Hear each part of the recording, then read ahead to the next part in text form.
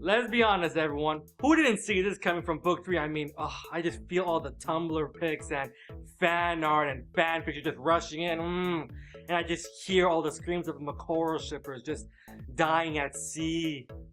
Here, far, wherever you are. Hey, check it out, it's MediaShinobi, and we're going to be reviewing the series finale for The Legend of Korra, Book 4, Episode 12 and 13, entitled Day of the Colossus and The Last Stand, and I'm behind the camera once again, so Chris, take it away. Surprise, mother.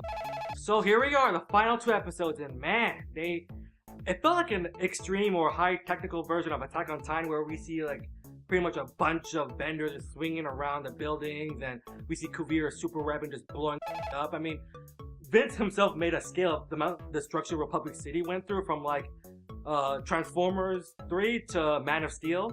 And where was it again on the scale? Put it at 7.5. So yeah, we get to see everyone's chance to shine. Like we see Bolin, Sue, and Lin take on the whole building. We see all the air nomads flying around trying to distract the mech. And we also see Asami and her dad team up to go inside the mech in order to take it down from the inside. Kind of like how they destroyed the drill in book 2 of the original series. I like how we finally got what I wanted in book 2, where, you know, we see buildings destroyed. I didn't see people get crushed, except for one. And after finally breaking inside the Colossus, well yeah, I can just call it that. It was very much a team effort to take this thing down. And also, I like the fact that Barry brought back the EMP pulse, which took down a majority of Kuvira's mech army. We also see a rematch between Korra and Kuvira, and granted, Kuvira got some good shots to it, but with Korra this green, she can't beat him, and eventually the Colossus finally goes down, man! I feel like everyone's all like, let's burn this motherfucker down, Pookie! Come on, let's burn it! Let's burn it! Let's burn it, Pookie! And to do a final attack, Kuvira pretty much sends her whole spear cannon right in Korra's face, but she loses control and Korra ends up saving her life, which consequently created a spirit portal in the middle of Republic City. Yeah, I'm pretty sure Aang and Zuko did not see that coming when they made this city. And while in the spirit world, Korra talks to Kuvira. She pretty much tells her like, yeah, I can't understand where you're going for, or why are you doing this, because you and me are so much alike, and we're both stubborn, we both do things without thinking, and we both try to do what's best, what we think is best for the world. And I like that because it just shows just how far Korra has gone. I mean, all the other villains they had to lose by, you know, getting their shit kicked in. But for Kuvira, Korra can relate to her, and she knows that Kuvira is not evil. She's not like Vaatu or Unalad. She just wants what she thinks is best for the Earth Kingdom. And sadly, she went too far with those ideals. And yeah, the last episode ends with Barrick and Zuli's wedding, with Bolin as the priest out of all people. I think that's pretty much it, right? I'm not missing anything. No, you're not missing anything. Okay. Okay, before we go into the final scene, I just gotta quickly go for how I felt about the last 2 episodes. Do some quick sec. I love the action. The animation was top notch. I did wish for a reunion with Toph, Zuko, and Katara, but I can see that they don't want to. You know what? I wish they had him in the reunion. Damn it, they should have been in the last episode. Oh, this is it. No more after this. But I can tell the creators want to move on. And before we finish this, there's a couple more things we need to show you, and I want to give my personal thanks to Brian Konechko and Michael D. Martino, because I've been following this series since the original. It's been like, wow, 10 years. And I know you worked your asses off, and I really do love the series. I mean, they're not perfect, no series is. I can go on with parts I didn't like. We can all debate about that. But at the end, I really do love this franchise, and I'm happy that I was able to follow this journey with you guys, and also meet some other YouTubers. And without the show, we wouldn't even make MediaShinobi, if you think about it. And one more thing, we want to do some shoutouts for some people who've been with us since the very beginning. They are Andrew Pledge, Melody Shine, Stitch YT, Indigo Ice, and of course our number 1 troll, X, Big X, Small X, Midnight X123. And he's right there. Little Our number 1 troll. No one loves him. And one more thing we want to talk about is, I know I don't want to be that channel to talk about shipping, even though, yes, I ship, God sometimes ships, Jan is pretty indifferent. But I feel like it's something that we gotta kind of talk about. And it's the fact that by the end, Korrasami was like, what, 80% confirmed in that final shot. I mean, hell, that shot matched with parallel to and Guitar from the final episode. And I gotta give props with the creators. I mean, they've hinted the fact that they like the ship. Hell, even the voice actors like the ship.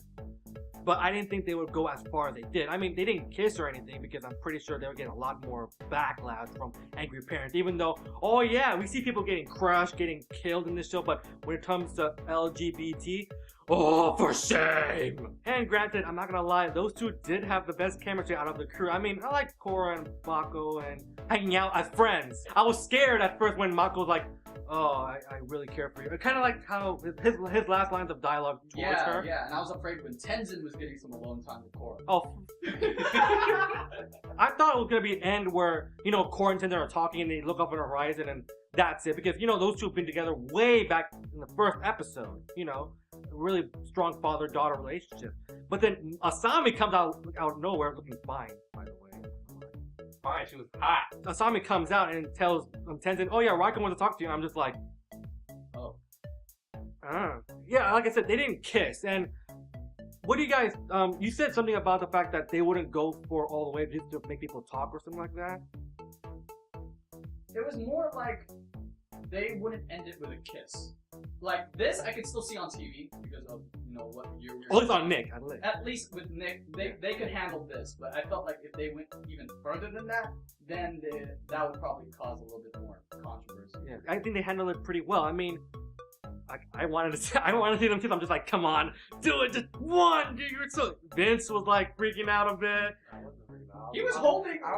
Okay, Vince was fangirling. He was squeezing me so tight. I was kind of embarrassed because I was just like, my inner fangirl came out of nowhere because I'm not gonna lie, they look good together, honestly. I know it wasn't 100% confirmed, but a man can dream. I'll say that I was definitely pleasantly surprised because, this is, a very sensitive topic to touch on when it comes to...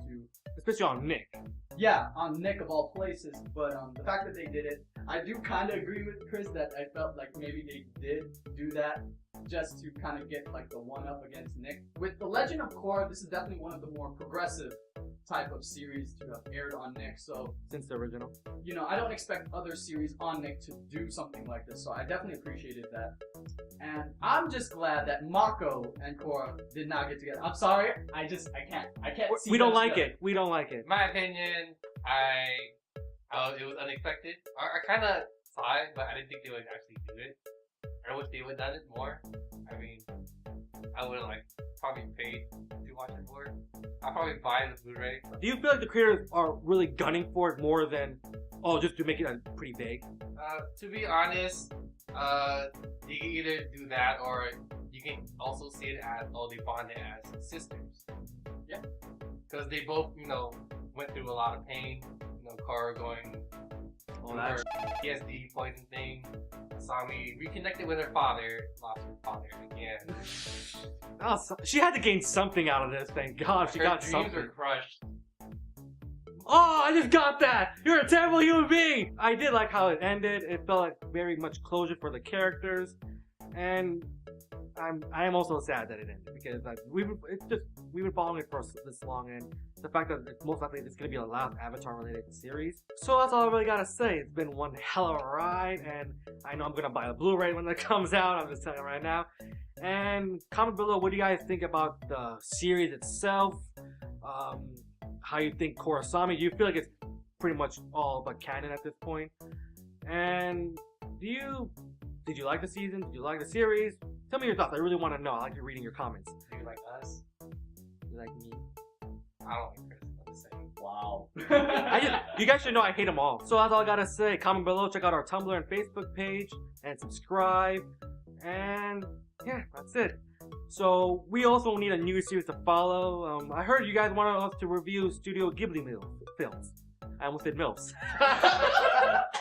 We're gonna consider that because we're also a fan of Miyazaki and Studio Ghibli. They make a lot of great films.